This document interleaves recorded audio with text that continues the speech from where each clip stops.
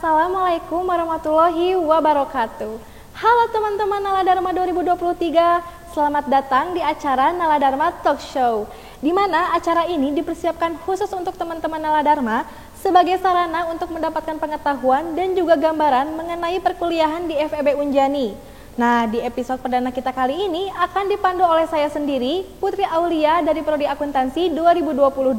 Nah, di kesempatan kali ini kita akan bersama-sama mengulik informasi tentang salah satu prodi unggulan di Fakultas Ekonomi dan Bisnis Universitas Jenderal Ahmad Yani, yaitu Prodi Akuntansi. Nah, tentu saja saya tidak sendirian di sini karena kita sudah kedatangan narasumber yang sangat luar biasa. Langsung saja kita sambut narasumber kita, Bu Dwi Indah Lestari, SE MKOM AKCA.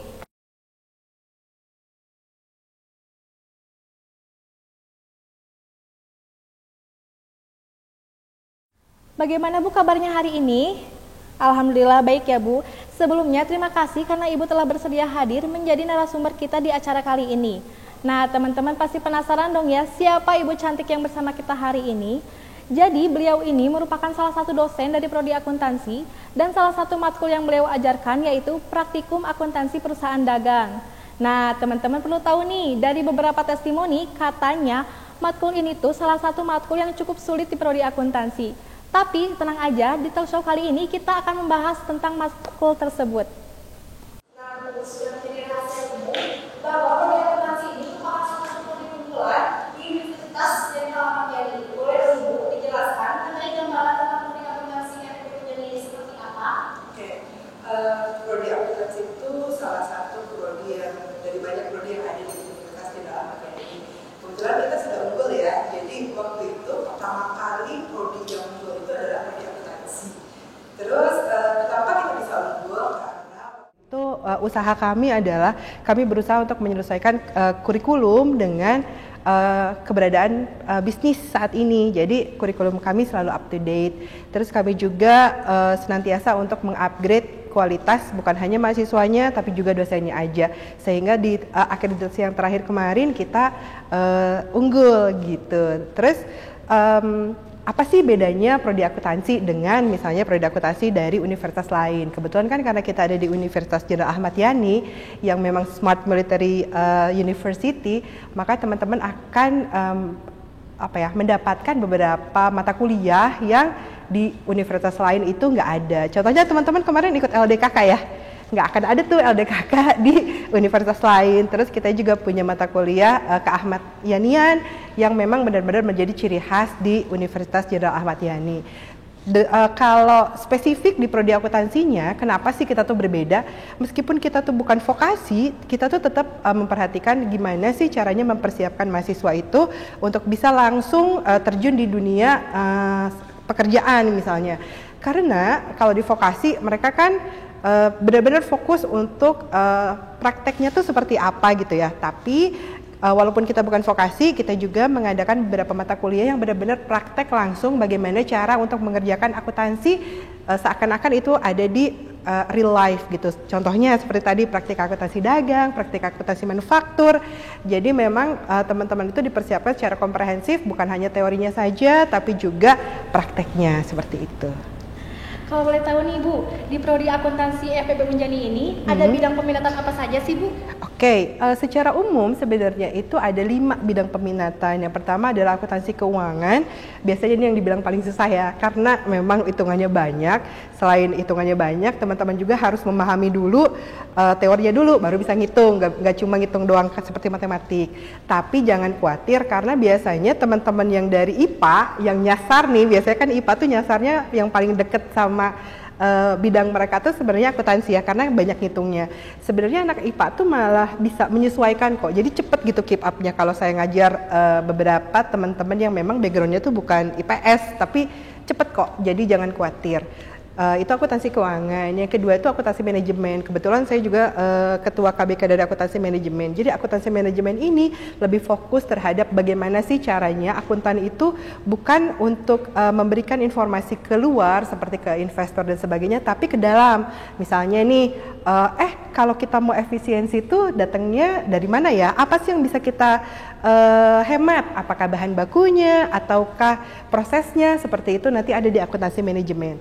Nah, yang ketiga itu adalah perpajakan. Nah, perpajakan ini teman-teman akan fokus bagaimana caranya menghitung pajak, bagaimana caranya melakukan perencanaan pajak, dan sama seperti akuntansi manajemen dan akuntansi keuangan, semua itu dilaksanakan secara berkala. Jadi nggak tiba-tiba semester 4 pajak semua, enggak, tapi ada tahapannya. Jadi dimulai dari yang dasar dulu, nanti makin lama makin advance. Terus berikutnya itu adalah sistem informasi akuntansi. Sebenarnya ini yang paling hip ya sekarang, karena kan di era big data, terus udah gitu era dimana kita tuh disibukkan dengan informasi mengenai artificial intelligence, terus udah gitu apalagi coba yang di dunia nyata sekarang yang berbau teknologi itu apa sih di akuntansi?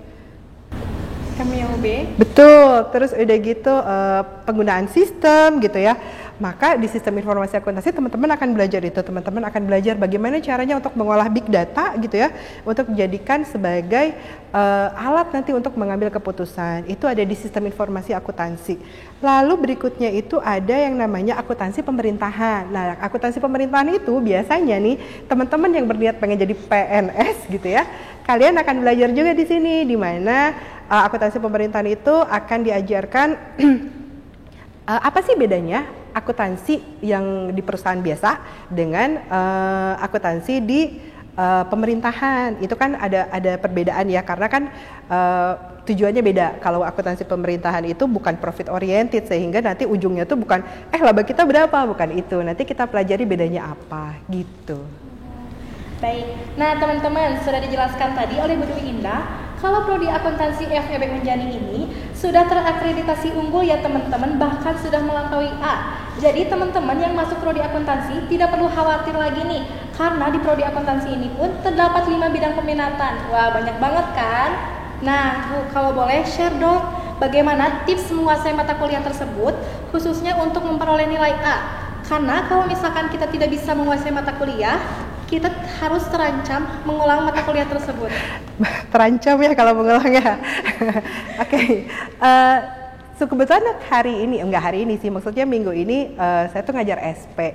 SP-nya apa? Akuntansi manajemen. Jadi beberapa mata kuliah itu memang terkenal agak sulit. Kenapa agak sulit?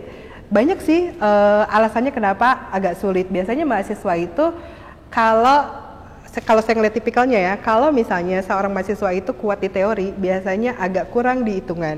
Ada yang dihitung aja bagus, tapi ngapalinnya susah gitu ya. Jadi gimana sih cara untuk mastering semuanya? Mungkin nggak sih Bu dapat A semua? Jawabannya mungkin. Kemarin di wisuda yang terakhir, Teh Lita itu ya, kakak kelas kalian, kakak tingkat kalian yang baru saja lulus, dia berhasil untuk mendapatkan IPK 4. Hebat ya. Jadi bukan mitos untuk mendapatkan IPK 4 sampai lulus gitu, karena sebenarnya bisa kok. Tapi mungkin ya susah ya, challenging gitu ya. Kalau gampang semua orang dapat IPK 4 nggak spesial dong. Jadi IPK 4 tuh gimana sih cara untuk achieve-nya? Pertama adalah know yourself dulu. Apa sih kalian tuh, keunggulan kalian tuh apa? Apakah misalnya kalian itu pinter dalam berhitung? Kayak anak saya tuh jago ngitung tapi malas ngapalin. Jadi dia tuh nggak bisa ngapalin. Tapi ada orang yang hafalannya cepet tapi nggak bisa ngitung. Nah, kalau kalian sudah tahu strength kalian apa, oh saya tuh misalnya di mata kuliah yang banyak teorinya gitu ya, berarti saya tuh effortless. Maksudnya effortnya nggak segede kalau kita ngitung. Nah, jadi teman-teman alokasikan waktu belajar yang berhitung itu lebih banyak daripada ngapalin, karena ngapalinnya buat kalian effortless. Dan kebalikannya, kalau kalian menghitungnya cepat gitu ya, siapkan waktu lebih banyak untuk materi-materi yang memang membutuhkan daya ingat yang lebih banyak gitu ya, seperti ngapalin. Sebenarnya sih kalau mata kuliah yang ngapalin, bukan ngapalin juga sebenarnya, tapi teori kali ya, itu teman-teman gak harus menghafalkan kata per kata yang ada di PowerPoint atau ada di buku. Yang penting kalian itu adalah mengambil intisarinya, dan misalnya kalian boleh untuk menuliskannya dengan bahasa kalian sendiri. Nah, biasanya nih teman-teman itu kenapa sulit? Karena kalian berusaha untuk menghafalkan kata per kata, which is nggak penting itu maksudnya esensinya bukan itu. Esensinya adalah kalau kalian paham, maka kalian akan bisa menuliskannya dengan bahasa kalian sendiri gitu. Itu yang pertama. Terus yang kedua, kalau kalian udah tahu diri kalian itu strength-nya apa, yang kedua adalah sesuaikan gaya belajar kalian dengan strength kalian. Ada nih orang-orang yang sukanya kerja kelompok. Jadi kalau kerja kelompok, berdiskusi itu tuh lebih cepat masuk. Ada juga orang yang sukanya belajar sendiri, baca sendiri di rumah. Jadi kalau kalian memang lebih masuk baca sendiri di rumah, ya nggak usah kerja kelompok, dan sebaliknya gitu ya. Cari teman kelompok yang memang benar-benar bisa support kalian. Nah, insya Allah kalau misalnya kalian ngikutin itu, insya Allah sih kalian bisa mengikuti pembelajaran dengan baik dan nilainya juga bagus gitu ya. Oh iya, yang terakhir jangan lupa. Kadang nih teman-teman tuh takut bertanya.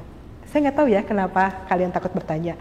Kemungkinan sih kalau perasaan saya, teman-teman takut bertanya itu satu, karena takut disangka, takut teman-temannya udah ngerti, dia sendiri yang belum. Padahal ya sebenarnya dalam wajah-wajah itu ya, pasti yang nggak ngerti tuh banyak.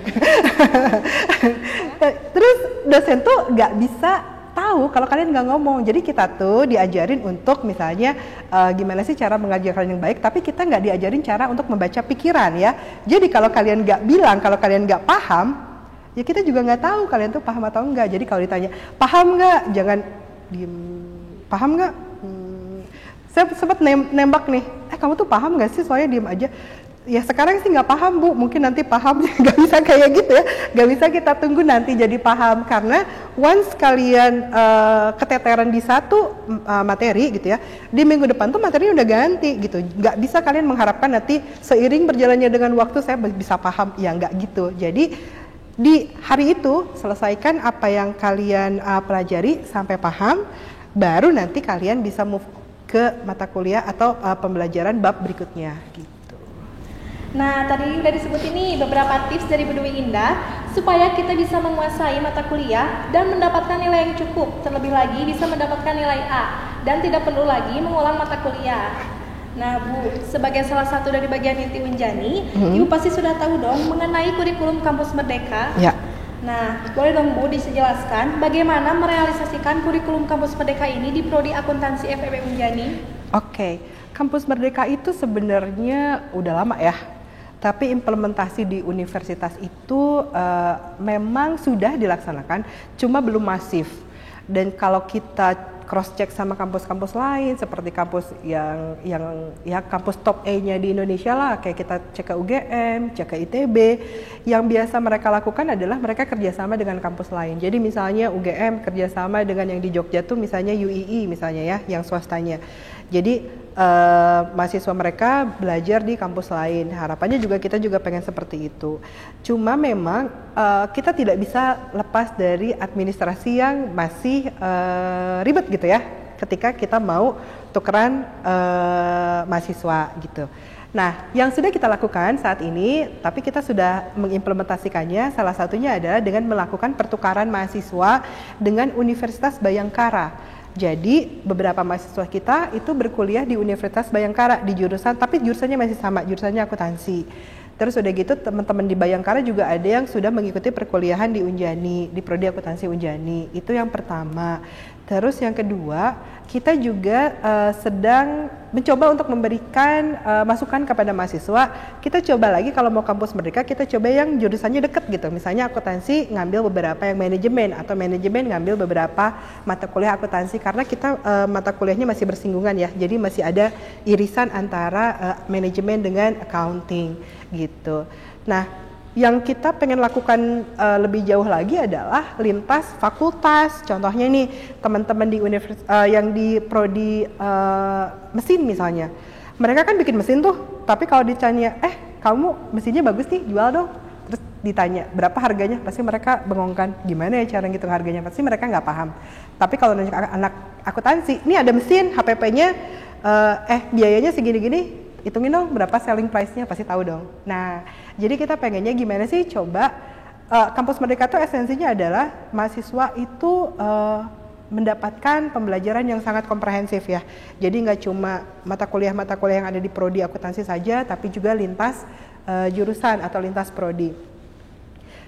Ilustrasi seperti tadi ya, misalnya anak mesin coba untuk ngambil misalnya akuntansi biaya, sehingga ilmunya lengkap, dia bisa bikin mesinnya, dia juga bisa jual. Nah, kalau anak akuntansi kira-kira nih yang dekat kan nggak mungkin ke kedokteran juga ya, jauh banget gitu ya. Kalian mau belajar apa di sana?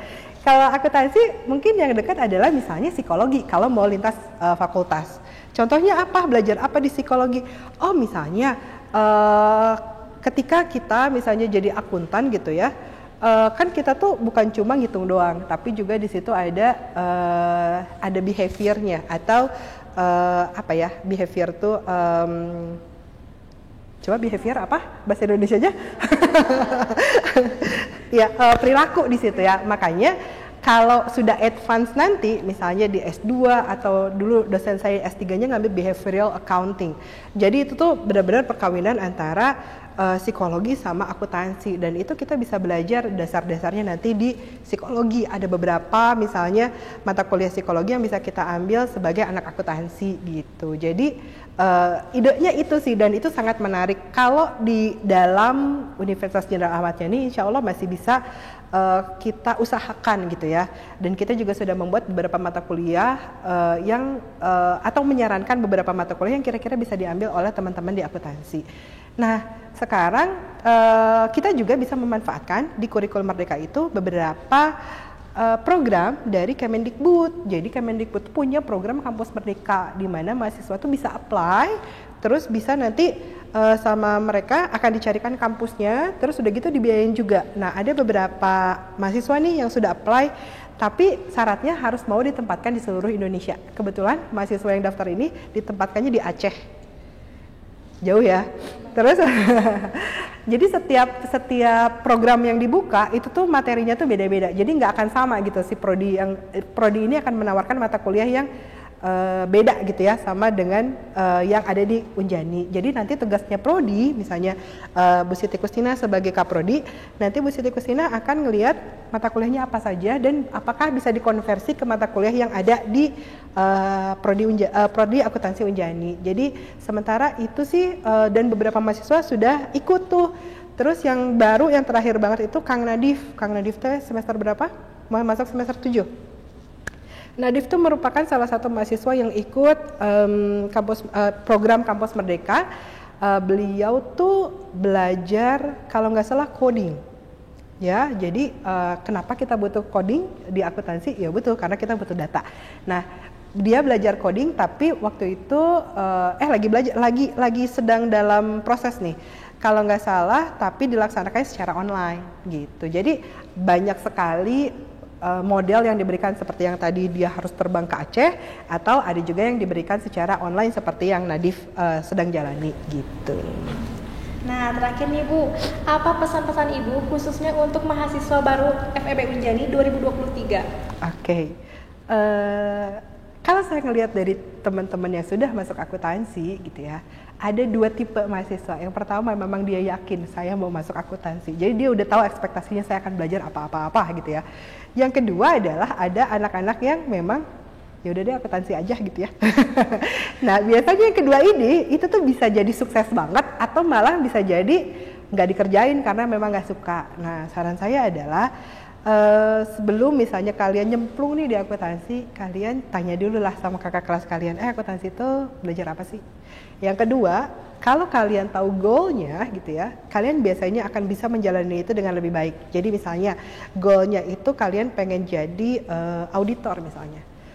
Kalau kalian udah tahu kalian pengen jadi apa, biasanya sih ketika menjalaninya prosesnya tuh jadi akan lebih mudah karena kalian tahu ujungnya tuh kalian mau jadi apa. Jadi siapkan diri kalian untuk bisa menjalani proses perkuliahan. Ini tidak semenyeramkan yang kelihatannya ya. Maksudnya pembelajarannya tuh bisa fun juga kok. Teman-teman dosen juga masih banyak yang muda-muda, masih banyak kalau misalnya kalian main TikTok, mereka juga main TikTok. Jadi kita masih dalam satu vibe yang sama lah. Jadi tidak semenyeramkan, buatlah semenyenangkan mungkin, sehingga nanti pembelajaran kalian juga bukan cuma isinya stres tapi juga isinya senang gitu ya. Itu sih. Nah, itu tadi teman-teman yang sudah kita bahas bersama Bu Dumi Indah. Banyak banget kan?